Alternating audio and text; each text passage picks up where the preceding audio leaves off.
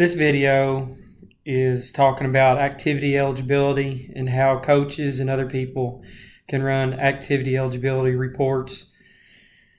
First, if you notice up here at the top, it says index. So if you scroll down the side over here under reports, it says activity eligibility. So someone wanting to run an activity eligibility report, they would need to click right there for activity eligibility. Then when that happens, you get this screen that comes up.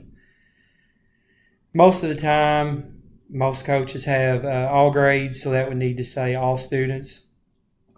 Then they need to check mark the box or boxes of the grades they want to see.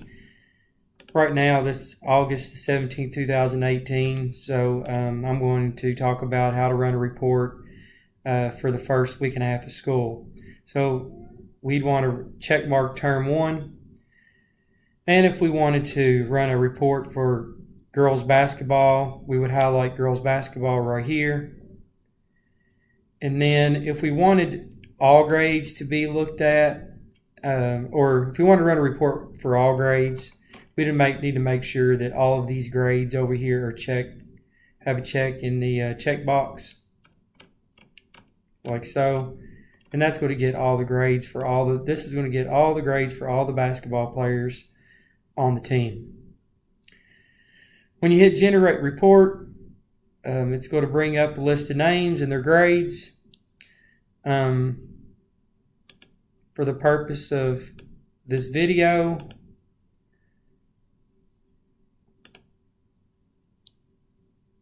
there's my video, there's a report that I've run. I've marked out the names for the sake of the video, but as you can see, there's not a lot of grades posted yet since we've only been in school a week and a half.